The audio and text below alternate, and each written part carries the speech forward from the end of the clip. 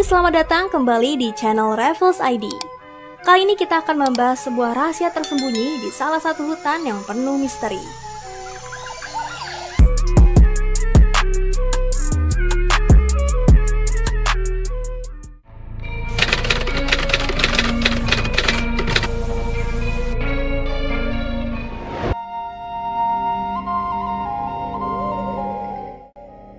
Ketika kita mendengar kata Bukit Barisan, biasanya kita langsung teringat pada area hutan yang terletak di wilayah barat daya Sumatera.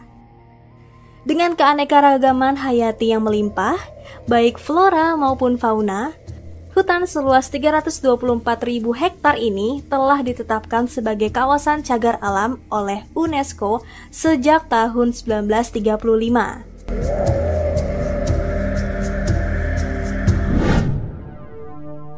Misteri dan mitos. Hutan Bukit Barisan dikenal dengan keberagaman aneka satwanya yang melimpah. Flora dan fauna yang ada di dalamnya membuatnya menjadi tempat yang menakjubkan untuk dijelajahi. Di balik keindahannya, hutan ini juga terkenal dengan kesan horor dan mistisnya.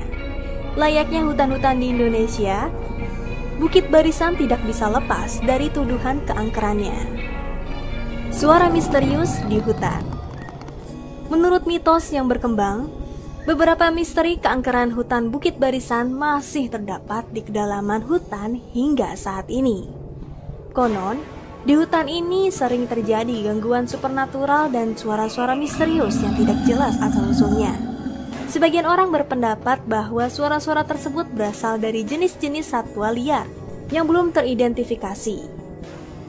Namun sebagian lainnya berpendapat bahwa ada kehidupan sebangsa jin di pedalaman hutan yang diyakini menyimpan sebuah kerajaan gaib di dalamnya, yang diyakini telah menyimpan kerajaan magis di dalam sana.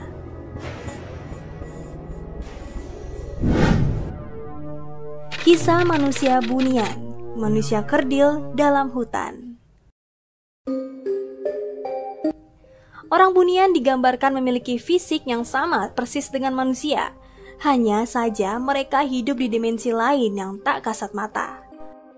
Kawasan hidup orang-orang bunian dipercaya berada di pedalaman hutan atau di hutan dataran tinggi. Dalam legenda masyarakat Minangkabau di Sumatera Barat, orang bunian hidup di dunianya layaknya kehidupan manusia. Mereka bekerja, bersosialisasi, serta memiliki pemimpin atau raja. Orang bunian tidak mudah menampakkan diri kepada manusia, kecuali mereka menginginkannya. Atau hanya orang-orang dengan kemampuan spiritual tinggi saja yang bisa merasakan kehadiran mereka. Jika seseorang sedang berada di hutan ataupun gunung dan di waktu sore hari membaui aroma masakan yang sedap, itu biasanya diyakni sebagai aroma masakan orang bunian. Karena itu, ada semacam pantangan bagi masyarakat, terutama anak-anak untuk berada di luar ketika maghrib. Salah satu versi cerita orang bunian adalah kegemaran mereka menculik manusia, termasuk anak-anak. Ketika sudah diculik, maka seseorang tak bisa kembali lagi ke dimensi manusia. Namun, mereka tidak meninggal, melainkan hidup dan menjadi warga bunian. Cerita seperti itu telah banyak mengilhami para pengarang tanah air dalam membuat karya-karya mereka. Sejak dulu, selalu ada pengarang yang mengambil kisah bunian sebagai latar ceritanya. Misalnya roman Dewi Rimba yang dikarang M. Dahlan dan Nun S.T. Iskandar yang menceritakan tentang manusia menjadi dewa di alam orang bunian dari tahun 1930-an. Buyung dari Montego Bushe, hingga dalam cerpen Orang Bunian karya penulis asal Sumatera Barat, Guf T.F. Sakai.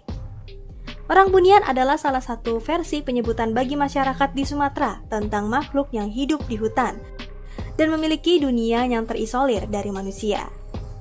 Pengembaraan orang ini mirip dengan legenda orang pendek atau Uhang Pandak. Istilah ini muncul dalam masyarakat Kerinci di dekat kawasan Taman Nasional Kerinci Seblat atau TNKS.